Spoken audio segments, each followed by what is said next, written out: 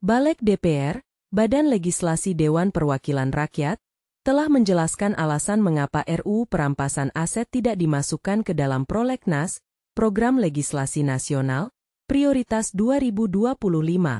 Berikut adalah ringkasan dari situasi terkini terkait RUU tersebut. Alasan tidak masuk Prolegnas Prioritas. Kaji materi lebih dalam, Ketua Balek, Bob Hasan, menyatakan bahwa RUU ini memerlukan kajian lebih lanjut untuk memastikan bahwa materi yang diusulkan sudah lengkap dan sesuai dengan sistem hukum Indonesia. RUU Perampasan Aset dianggap tidak hanya berkaitan dengan tindak pidana korupsi, tetapi juga melibatkan aspek pidana umum. Kesesuaian dengan sistem hukum, Wakil Ketua Balek, Ahmad Doli Kurnia, menjelaskan bahwa RUU ini mungkin kurang cocok diterapkan di Indonesia yang menggunakan sistem hukum tertulis, Eropa kontinental.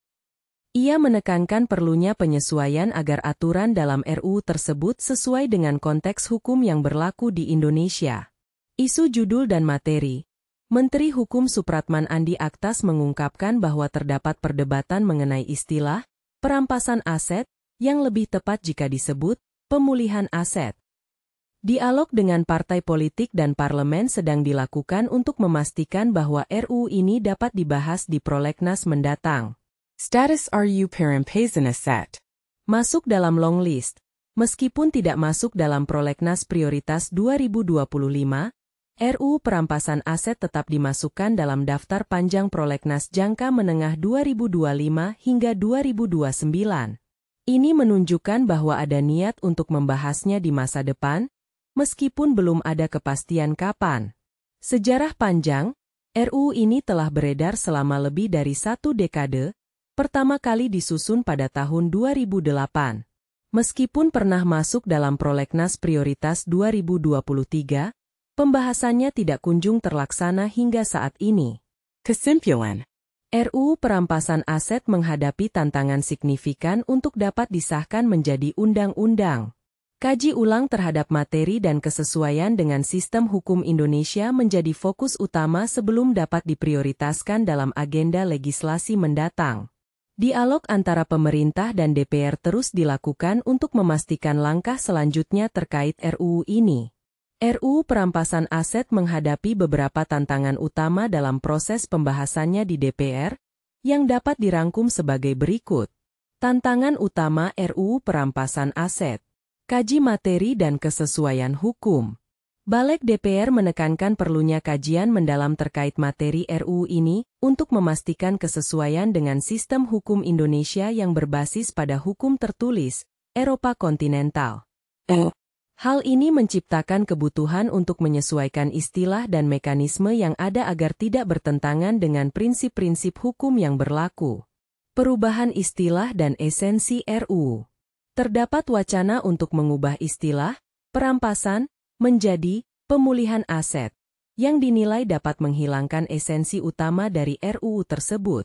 Pengamat hukum mengkhawatirkan bahwa perubahan ini akan melemahkan tujuan pemberantasan korupsi yang ingin dicapai melalui regulasi ini. Politik dan komitmen DPR. Ada skeptisisme mengenai komitmen politik DPR untuk menjadikan pemberantasan korupsi sebagai agenda prioritas. Meskipun RUU ini telah dimasukkan dalam Prolegnas jangka menengah 2025 hingga 2029, ketidakpastian mengenai kapan dan bagaimana RUU ini akan dibahas secara serius masih menjadi kendala. Dinamika politik dan penundaan pembahasan. RUU Perampasan Aset telah tertunda selama lebih dari 1 dekade, dengan berbagai dinamika politik yang menghambat pembahasannya. Meski ada dorongan dari pemerintah dan masyarakat, proses legislasi seringkali terjebak dalam tarik ulur politik di DPR. Kekosongan hukum dalam mekanisme perampasan. Meskipun terdapat regulasi terkait perampasan aset dalam UU Tipikor, masih ada kekosongan hukum yang membuat pelaksanaan penyitaan aset hasil kejahatan menjadi tidak optimal. RUU ini diharapkan dapat mengisi celah tersebut, tetapi implementasinya memerlukan dukungan legislasi yang kuat. Perlunya dukungan dari berbagai pihak. Untuk mencapai pengesahan RUU ini, diperlukan dukungan luas dari berbagai pihak, termasuk lembaga penegak hukum seperti KPK dan masyarakat sipil. Tanpa dukungan tersebut, proses pembahasan dapat terhambat lebih lanjut. Dengan tantangan-tantangan ini, keberhasilan RUU perampasan aset dalam proses legislasi sangat bergantung pada komitmen DPR untuk menyelesaikan isu-isu yang ada dan melanjutkan pembahasan secara konstruktif.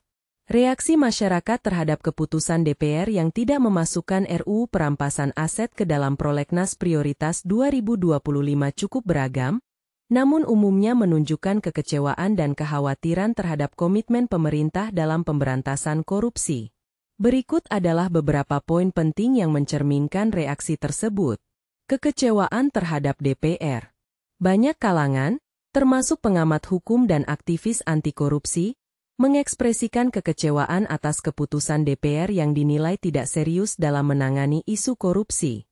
Mereka menganggap bahwa ketidakmasukan RUU ini sebagai prioritas menunjukkan kurangnya komitmen politik untuk memberantas korupsi secara efektif. Pentingnya RUU untuk pemberantasan korupsi. Masyarakat luas, termasuk pegiat anti korupsi, menilai bahwa RUU perampasan aset sangat penting untuk memperkuat langkah-langkah hukum dalam menyita aset hasil kejahatan tanpa harus melalui proses pidana yang panjang. Mereka berharap DPR dapat memahami urgensi dan manfaat dari RUU ini. Desakan untuk segera dibahas. Beberapa kelompok masyarakat dan organisasi non-pemerintah mendesak agar DPR segera membahas RUU ini, mengingat bahwa kerugian negara akibat korupsi mencapai ratusan triliun rupiah. Mereka percaya bahwa pengesahan RUU ini bisa menjadi solusi untuk mempercepat pemulihan aset yang diselewengkan. Perubahan istilah yang dipertanyakan. Wacana mengenai perubahan istilah dari perampasan menjadi pemulihan aset juga memicu polemik di kalangan masyarakat. Banyak yang khawatir bahwa perubahan ini dapat menghilangkan esensi utama dari RUU tersebut dan melemahkan upaya pemberantasan korupsi. Harapan terhadap komitmen legislatif baru. Dengan adanya anggota legislatif baru setelah pemilu, masyarakat berharap ada komitmen yang lebih kuat untuk mengesahkan RUU perampasan aset.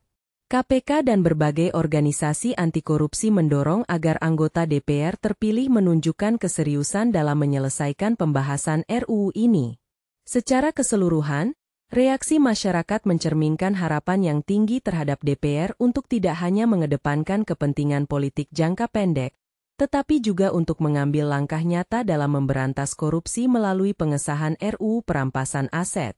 Perbedaan utama antara RUU perampasan aset dan RUU pemulihan aset terletak pada tujuan, istilah, dan pendekatan hukum yang diusulkan dalam masing-masing rancangan undang-undang. Berikut adalah penjelasan lebih rinci mengenai perbedaan tersebut. Point 1. Istilah dan konotasi. RUU perampasan aset menggunakan istilah perampasan yang secara langsung menunjukkan tindakan penyitaan aset yang diperoleh dari tindak pidana. Istilah ini memiliki konotasi yang lebih tegas dan menekankan pada tindakan hukum untuk mengambil kembali aset yang dianggap ilegal atau tidak sah. RUU pemulihan aset mengusulkan perubahan istilah menjadi pemulihan yang lebih menekankan pada pengembalian aset kepada negara tanpa konotasi negatif. Istilah ini diambil dari terminologi dalam United Nations Convention Against Corruption, UNCAC, dan berfokus pada niat baik untuk memulihkan aset yang hilang. Point 2. Fokus dan pendekatan. RUU perampasan aset bertujuan untuk memberikan kerangka hukum yang jelas bagi penyitaan aset hasil korupsi, dengan penekanan pada tindakan tegas terhadap pelaku kejahatan. RUU ini dirancang untuk memperkuat upaya penegakan hukum dalam menyita dan mengembalikan aset yang diperoleh secara ilegal. RUU pemulihan aset, meskipun tetap berfokus pada pemulihan aset, pendekatan ini mungkin dianggap lebih lunak dan tidak seagresif RUU perampasan aset. Beberapa pengamat berpendapat bahwa perubahan istilah ini dapat mengurangi semangat tegas dalam pemberantasan korupsi, karena lebih menekankan pada pengembalian daripada penyitaan. Point 3. Implikasi hukum. RUU perampasan aset menyediakan mekanisme penyitaan yang lebih kuat dan tegas, termasuk wewenang bagi lembaga penegak hukum untuk menyita aset tanpa harus melalui proses pidana yang panjang. Ini mencakup pengaturan tentang penyitaan aset di luar yurisdiksi Indonesia. RUU Pemulihan Aset, meskipun tetap mencakup aspek pemulihan aset, terdapat kekhawatiran bahwa fokus pada pemulihan dapat mengaburkan urgensi tindakan hukum yang diperlukan untuk menangani korupsi secara efektif. Kesimpulan. Perbedaan utama antara RUU Perampasan Aset dan RUU Pemulihan Aset terletak pada istilah yang digunakan, tujuan dari regulasi tersebut, serta pendekatan hukum yang diambil. RUU Perampasan Aset cenderung lebih tegas dalam menangani korupsi melalui penyitaan, sedangkan RUU Pemulihan Aset berusaha untuk menekankan pengembalian aset dengan pendekatan yang mungkin dianggap lebih lunak.